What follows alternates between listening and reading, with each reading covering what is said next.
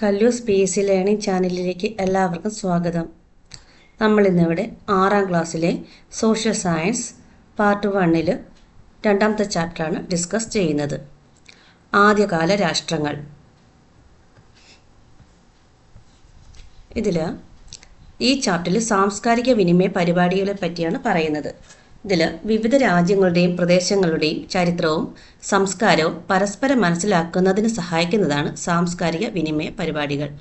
സാംസ്കാരിക വിനിമയ പരിപാടികൾ എന്ന് പറയുന്നത് വിവിധ രാജ്യങ്ങളുടെയും പ്രദേശങ്ങളുടെയും ചരിത്രവും സംസ്കാരവും പരസ്പരം മനസ്സിലാക്കുന്നതിന് സഹായിക്കുന്നതാണ് സാംസ്കാരിക വിനിമയ പരിപാടികൾ. വിവിധ രാജ്യങ്ങളിലെ വിദ്യാർത്ഥി പ്രതിനിധികളെ പങ്കെടുപ്പിച്ചുകൊണ്ട് എല്ലാ വർഷവും ഇത്തരം സാംസ്കാരിക വിനിമയ പരിപാടികൾ സംഘടിപ്പിക്കാറുണ്ട്. ഈ വർഷം ഗ്രീസ്, ഇറാൻ, ഇറ്റലി എന്നീ രാജ്യങ്ങളിൽ നിന്നുള്ള പ്രതിനിധികളാണ് ഇന്ത്യ സംഘടിപ്പിച്ച ഈ പരിപാടിയിൽ പങ്കെടുത്തത്. ഓരോ രാജ്യത്തിൽ നിന്നുമുള്ള വിദ്യാർത്ഥി പ്രതിനിധികൾ അവരുടെ രാജ്യത്തിൻ്റെ ചരിത്രവും സംസ്കാരവും പങ്കുവച്ചത് നമുക്ക് പരിചയപ്പെടാം. ആദ്യമായി ഗ്രീസ്. ഈ ചിഹ്നം നിങ്ങൾക്ക് പരിചിതമാണല്ലോ. ഇന്ന് ലോകം മുഴുവൻ ഉത്സാഹത്തോടെ പങ്കെടുക്കുന്ന ഒളിമ്പിക്സിന് ആരംഭം കുറിച്ചത് പുരാതന ഗ്രീസിലാണ്. ഗ്രീക്ക് നഗര രാഷ്ട്രമായ ഏതൻസിൽ നിന്ന് ഉടലെടുത്ത ജനാധിപത്യം ഞങ്ങൾ ലോകത്തിന് നൽകിയ ഏറ്റവും വലിയ സംഭാവനയാണ്. തെക്ക് കിഴക്കൻ യൂറോപ്പിലാണ് ഗ്രീസ് സ്ഥിതി ചെയ്യുന്നത്. സമുദ്രനിരപ്പിൽ നിന്ന് ഉയർന്നു സ്ഥിതി ചെയ്യുന്ന ഒറ്റപ്പെട്ട താഴ്വരകൾ, കുന്നുകൾ, ചെറുപർവ്വതങ്ങൾ തുടങ്ങിയ ഭൂമിശാസ്ത്ര സവിശേഷതകളെ സമ്പന്നമാണ് എൻ്റെ രാജ്യം. ഇത് ഗ്രീസിൽ നിന്നുള്ള അഥീന ഒളിമ്പിക്സ് ചിഹ്നം പ്രദർശിപ്പിച്ചുകൊണ്ട് സ്വന്തം നാടിൻ്റെ വിശേഷങ്ങൾ പങ്കുവച്ചതാണ്.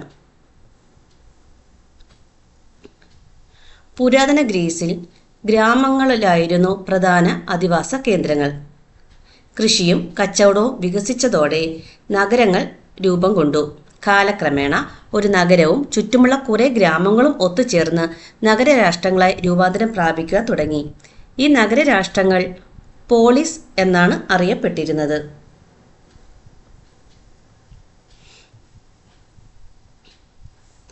കടലുകളോ ഉയർന്ന പർവ്വതങ്ങളോ പുരാതന ഗ്രീസിലെ ഈ നഗരരാഷ്ട്രങ്ങളെ തമ്മിൽ വേർതിരിച്ചിരുന്നു. അതിനാൽ ഓരോ നഗരരാഷ്ട്രവും ഒറ്റപ്പെട്ട നിലയിലായിരുന്നു. ഈ കാരണത്താൽ ഒരു പൊതുഭരണ സംവിധാനം പുരാതന ഗ്രീസിൽ ഉണ്ടായിരുന്നില്ല. ഗ്രീസിലെ പ്രധാന നഗരരാഷ്ട്രങ്ങളായിരുന്നു ഏതൻസും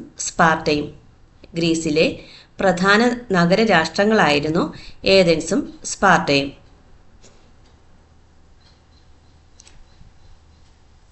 ജനാധിപത്യത്തിന്റെ ആദ്യ രൂപം ഉടലെടുത്തത് ഗ്രീക്ക് നഗര രാഷ്ട്രമായ ഏതൻസിലാണ്.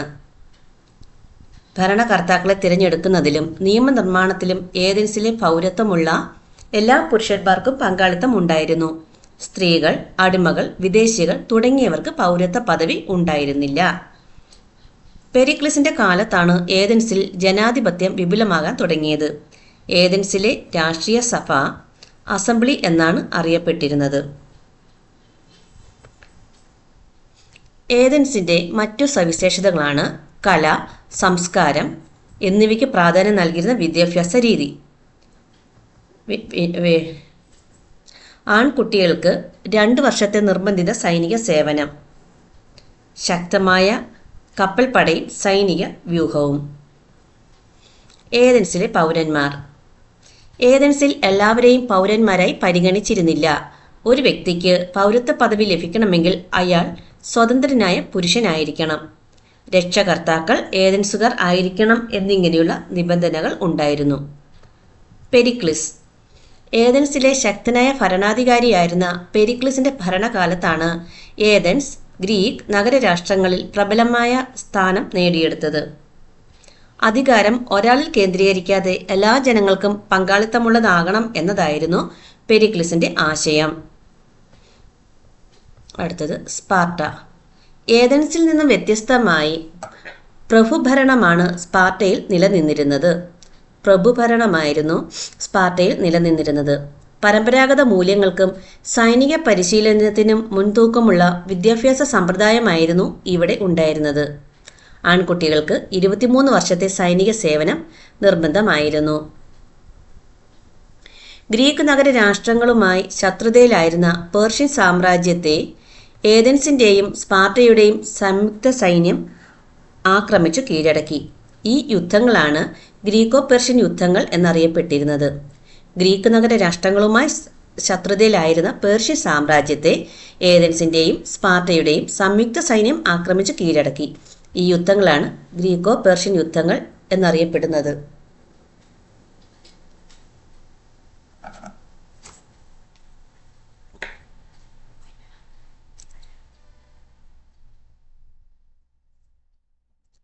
എന്നാൽ പിൽക്കാലത്ത് ഏഥൻസുമായി ശത്രുതയിലായ സ്പാർട്ടയുമായി സഖ്യത്തിലായിരുന്ന ചില നഗരരാഷ്ട്രങ്ങളും ചേർന്ന് ഏഥൻസിനെ ആക്രമിച്ചു.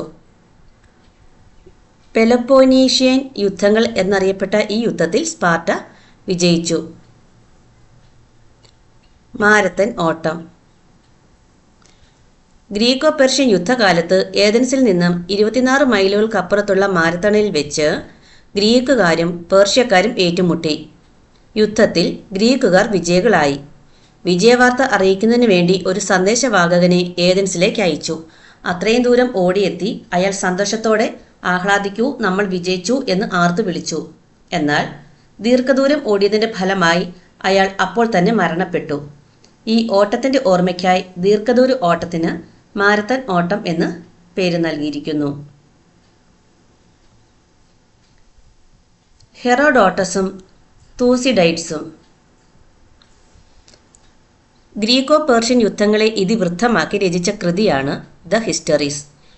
ഗ്രീക്കോ പേർഷ്യൻ യുദ്ധങ്ങളെ ഇതിവൃത്തമാക്കി രചിച്ച കൃതിയാണ് ദ ഹിസ്റ്ററീസ്. ലോകത്തെ ആദ്യത്തെ ചരിത്ര കൃതിയാണിത്. ദ ഹിസ്റ്ററീസ് ലോകത്തെ ആദ്യത്തെ ചരിത്ര കൃതിയാണ്. ചരിത്രത്തിന്റെ പിതാവ് എന്നറിയപ്പെടുന്ന ഹെറോഡോട്ടസ് ആണ് ഈ കൃതി രചിച്ചത്. ചരിത്രത്തിന്റെ പിതാവ് എന്നറിയപ്പെടുന്ന ഹെറോഡോട്ടസ് ആണ് ഈ കൃതി രചിച്ചത്. സ്പാർട്ടയും ഏഥൻസും തമ്മിൽ നടന്ന പെലോപ്പോനീഷ്യൻ യുദ്ധങ്ങളുടെ ചരിത്രം രേഖപ്പെടുത്തിയത് തൂസിഡൈഡ്സ് എന്ന ചരിത്രകാരനാണ്.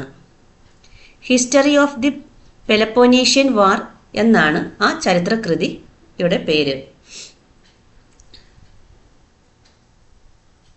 സ്പാർട്ടയും ഏഥൻസും തമ്മിൽ നടന്ന പെലോപ്പോനീഷ്യൻ യുദ്ധങ്ങളുടെ ചരിത്രം രേഖപ്പെടുത്തിയത് തൂസിഡൈഡ്സ് എന്ന ചരിത്രകാരനാണ്. ഹിസ്റ്ററി ഓഫ് ദി പെലോപ്പോനീഷ്യൻ വാർ എന്നാണ് ഈ ചരിത്രകൃതിയുടെ പേര്. ഗ്രീക്ക് തത്വചിന്തകർ. ലോകത്തെ സ്വാധീനിച്ച പ്രധാന ഗ്രീക്ക് തത്വചിന്തകരാണ് സോക്രട്ടീസ്, പ്ലേറ്റോ, അരിസ്റ്റോട്ടിൽ എന്നിവർ. സോക്രട്ടീസ് അറിവാണ് നന്മ എന്ന തത്വത്തിന് പ്രാധാന്യം നൽകി. സംവാദ രീതിയിലൂടെ ആശയങ്ങൾ പ്രചരിപ്പിച്ചു. പ്ലേറ്റോ സോക്രട്ടീസിന്റെ ശിഷ്യൻ, അക്കാദമി എന്ന പഠനകേന്ദ്രം സ്ഥാപിച്ചു. പ്രധാന കൃതി റിപ്പബ്ലിക്. അരിസ്റ്റോട്ടിൽ പ്ലേറ്റോയുടെ അക്കാദമിയിൽ വിദ്യാർത്ഥിയായിരുന്നു. ലൈസിയം എന്ന പഠനകേന്ദ്രം സ്ഥാപിച്ചു. പൊളിറ്റിക്സ് എന്ന ഗ്രന്ഥത്തിന്റെ രചയിതാവ്. പുരാതന ഗ്രീക്ക് സംസ്കാരത്തെക്കുറിച്ച് വിവരങ്ങൾ ലഭിക്കുന്നതിന് ഹോമറിന്റെ ഇതിഹാസ കാവ്യങ്ങളായ ഇലിയഡ്, ഒഡീസി എന്നിവയിൽ നിന്നുമാണ്. പുരാതന ഗ്രീക്ക് സംസ്കാരത്തെക്കുറിച്ച് വിവരങ്ങൾ ലഭിക്കുന്നത് ഹോമറിന്റെ ഇതിഹാസ കാവ്യങ്ങളായ ഇലിയഡ്, ഒഡീസി എന്നിവയിൽ നിന്നാണ്.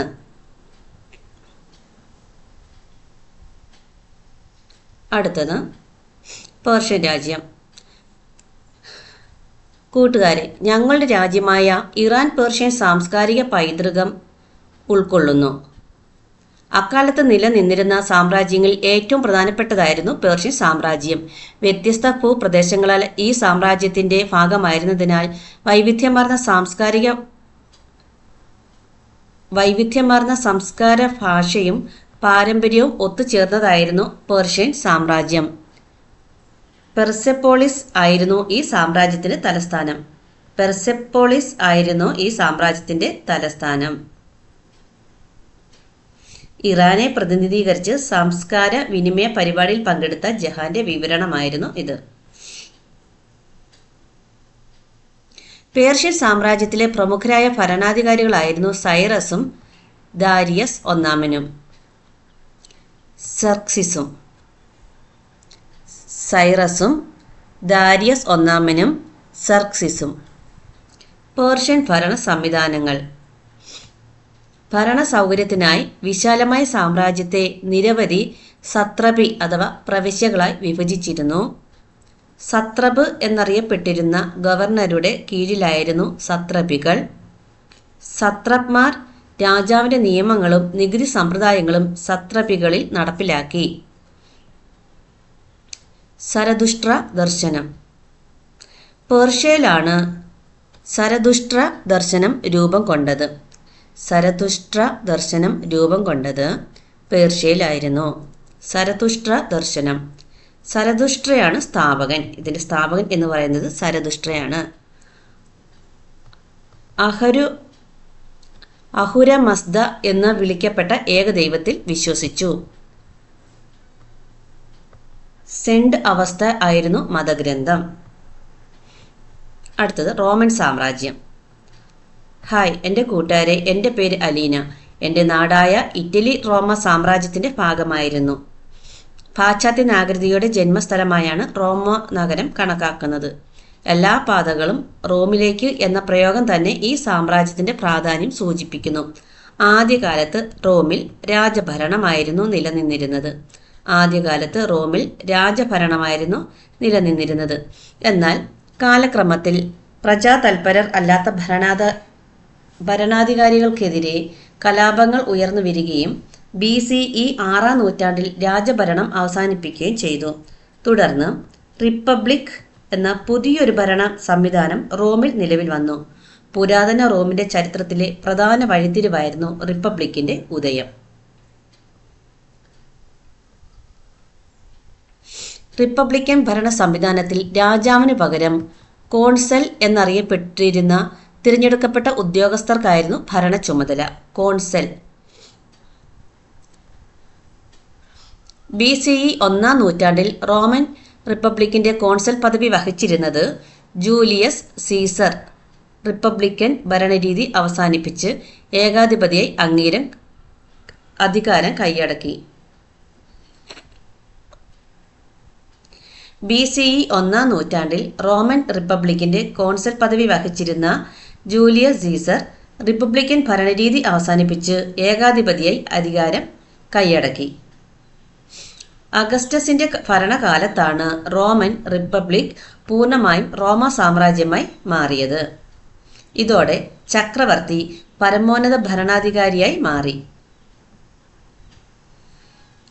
റോമൻ സാമ്രാജ്യത്തിലെ സവിശേഷതകൾ. യൂറോപ്പ്, വടക്കൻ ആഫ്രിക്ക, പടിഞ്ഞാറൻ ഏഷ്യ എന്നിവിടങ്ങളിൽ വ്യാപിച്ചിരുന്ന വിശാലമായ സാമ്രാജ്യമായിരുന്നു. റോമൻ ചക്രവർത്തിമാർ പ്രിൻസെപ്പ് അഥവാ പ്രഥമ പൗരൻ എന്നറിയപ്പെട്ടു. പ്രിൻസെപ്പ് തലവനായ റോമൻ ഭരണ സംവിധാനം പ്രിൻസിപ്പേറ്റ് എന്നറിയപ്പെട്ടു. അഗസ്റ്റസ് ആണ് പ്രിൻസിപ്പേറ്റ് ഭരണ സംവിധാനം സ്ഥാപിച്ചത്. വേതന കൈപ്പറ്റി സേവനം ചെയ്ത ശക്തമായ സൈന്യം ഉണ്ടായിരുന്നു. അടുത്തത് റോമിൻ്റെ സാംസ്കാരിക സംഭാവനകൾ. ഭാഷ, സാഹിത്യം, കല, നഗരാസൂത്രണം തുടങ്ങിയ മേഖലകളിലെല്ലാം റോമിൻ്റെ സംഭാവനകൾ നിലനിൽക്കുന്നുണ്ട്. ജലവിതരണത്തിനായി നിർമ്മിക്കപ്പെട്ട കമാനാകൃതിയിലുള്ള കനാലുകളായ അക്വിഡക്റ്റുകളും വിശാലമായതും തുറന്ന വേദിയുമായ കൊളോസിയവും റോമൻ സാമ്രാജ്യത്തിൻ്റെ സാംസ്കാരിക സംഭാവനകളാണ്. Aqueduct, Colosseum.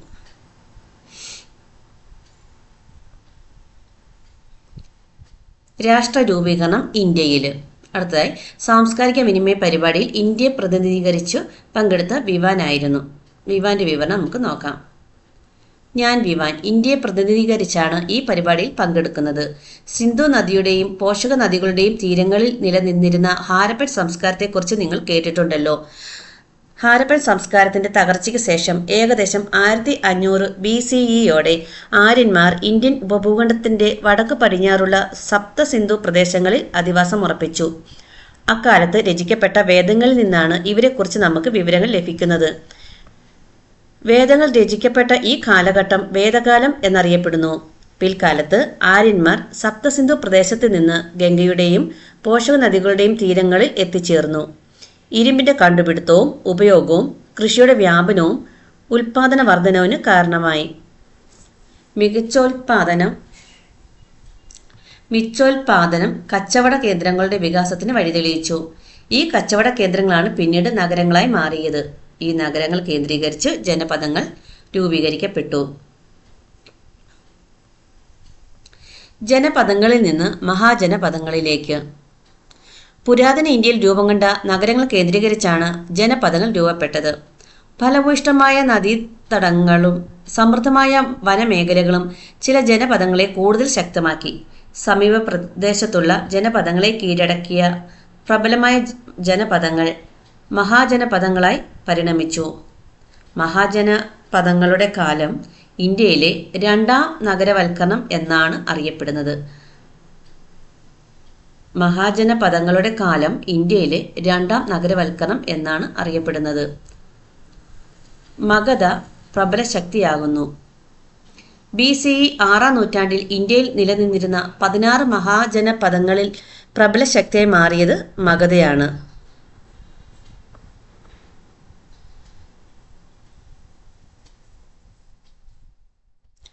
മഹാജനപദങ്ങൾ. ജനപദം എന്നാൽ ജനം അധിവസിച്ച സ്ഥലം എന്നാണ് അർത്ഥം. ജനപദം എന്നാൽ ജനം അധിവസിച്ച സ്ഥലം എന്നാണ് അർത്ഥം. വിഭവങ്ങൾ ലഭ്യമായ ഇടങ്ങളിൽ, കൃഷിയിടങ്ങളിലും താമസ മേഖലകളിൽ രൂപപ്പെടുത്തിയ ജനങ്ങൾ അവിടെ സ്ഥിരമായി താമസിച്ചു. ഇങ്ങനെയാണ് ജനപദങ്ങൾ രൂപപ്പെട്ടത്. 16 മഹാജനപദങ്ങൾ: കംബോജം, ഗാന്ധാരം, മഗധ, അംഗം, വജ്ജി, മല്ലി. കംബോജം, ഗാന്ധാരം, മഗധ, അംഗം, വജ്ജി, മല്ല, കാശി, വത്സ, കോസലം, ചേതി, പാഞ്ചാലം, അശ്മകം, അവന്തി, ശൂരസേന, കുരു, മത്സ്യ എന്നിവയായിരുന്നു 16 മഹാജനപദങ്ങൾ. മഗധയുടെ വളർച്ചയ്ക്ക് സഹായകമായ ഘടകങ്ങൾ: ശക്തമായ ഭരണാധികാരികളും ശക്തമായ സൈന്യവും. ഇരുമ്പയിരിന്റെ സാന്നിധ്യം, ഇരുമ്പായുധങ്ങളുടെയും ഉപകരണങ്ങളുടെയും നിർമ്മാണവും ഉപയോഗവും. ഗംഗാ നദിയുടെയും പോഷക നദികളുടെയും സാമീപ്യം കൊണ്ടുണ്ടായ ഫലഭൂയിഷ്ഠത. കാർഷിക മേഖലയിലും വാണിജ്യ രംഗത്തും ഉണ്ടായ പുരോഗതി. തുടക്കത്തിൽ രാജഗൃഹവും ബീഹാറിലെ രാജ്ഗീർ, പിന്നീട് പാടലിപുത്രവും പാട്ന ആയിരുന്നു മഗധയുടെ തലസ്ഥാനം. BCE 321 മഗധയിലെ ഭരണാധികാരിയായിരുന്ന ധനനന്ദനെ പരാജയപ്പെടുത്തി ചന്ദ്രഗുപ്ത മൗര്യൻ മഗധയുടെ അധികാരം പിടിച്ചെടുത്തു. മഗധയോടൊപ്പം സമീപ പ്രദേശങ്ങളും കൂട്ടിച്ചേർത്ത്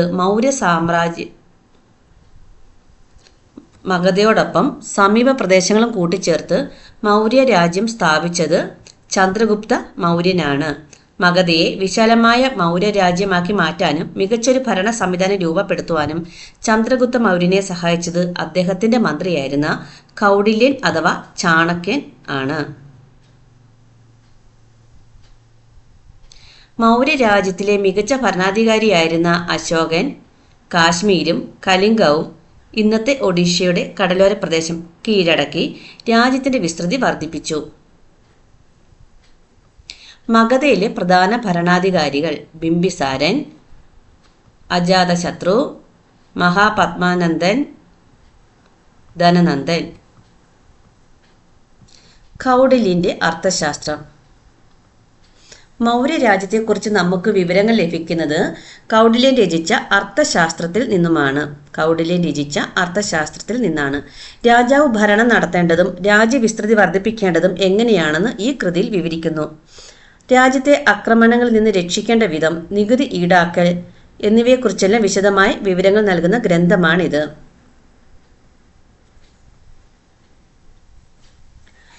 ജൈനമതം. BCE 6-ാം നൂറ്റാണ്ടിൽ ഇന്ത്യയിൽ രൂപം കൊണ്ട ദർശനമായിരുന്നു ജൈനമതം. വർദ്ധമാന മഹാവീരനാണ് ജൈനമതം പ്രചരിപ്പിച്ചത്. ജൈനമതത്തിലെ 24-ാമത്തെ തീർത്ഥാങ്കരനായിരുന്നു വർദ്ധമാന മഹാവീരൻ. ലൗകിക സുഖങ്ങളെ കീഴടക്കിയവൻ എന്നർത്ഥം വരുന്ന ജിനൻ എന്നും അദ്ദേഹം അറിയപ്പെട്ടു. ലൗകിക സുഖങ്ങളെ കീഴടക്കിയവൻ എന്ന് അർത്ഥം വരുന്ന ജിനൻ എന്നും അദ്ദേഹം അറിയപ്പെട്ടു. ജൈനമത ആശയങ്ങൾ. എല്ലാ വസ്തുക്കൾക്കും ജീവനുണ്ട്. ജീവിക്കാനുള്ള ഒന്നിനെയും ഉപദ്രവിക്കരുത്. കളവ് പറയരുത്, മോഷ്ടിക്കരുത്. ശരിയായ വിശ്വാസം, ശരിയായ അറിവ്, ശരിയായ പ്രവൃത്തി എന്നിവ അനുഷ്ഠിക്കുക. തീർത്ഥങ്കരൻ. സന്യാസത്തിലൂടെ ജ്ഞാനം നേടിയവൻ എന്നാണ് തീർത്ഥങ്കരൻ എന്ന വാക്കിന്റെ അർത്ഥം. സന്യാസത്തിലൂടെ ജ്ഞാനം നേടിയവർ എന്നാണ് തീർത്ഥങ്കരൻ എന്ന വാക്കിന്റെ അർത്ഥം. ജൈനമത വിശ്വാസപ്രകാരം 24 തീർത്ഥാങ്കരുണ്ടായിരുന്നു. ജൈനമത വിശ്വാസപ്രകാരം 24 തീർത്ഥാങ്കരുണ്ടായിരുന്നു. ബുദ്ധമതം. പ്രാചീന ഇന്ത്യയിൽ രൂപം കൊണ്ട മറ്റൊരു പ്രധാന ദർശനമായിരുന്നു ബുദ്ധമതം. ഗൗതമ ബുദ്ധനാണ് ബുദ്ധമതം സ്ഥാപിച്ചത്. സിദ്ധാർത്ഥൻ എന്നായിരുന്നു അദ്ദേഹത്തിന്റെ യഥാർത്ഥ പേര്. ബീഹാറിലെ ബോധഗയയിൽ വെച്ച് ജ്ഞാനോദയം നേടിയ അദ്ദേഹം ഗൗതമ ബുദ്ധൻ എന്നറിയപ്പെട്ടു. ബുദ്ധമത ആശയങ്ങൾ. ഹിംസിക്കാതിരിക്കുക, കളവ് പറയാതിരിക്കുക, സത്യസന്ധത പുലർത്തുക, അന്യരുടെ സ്വത്ത് ആഗ്രഹിക്കാതിരിക്കുക.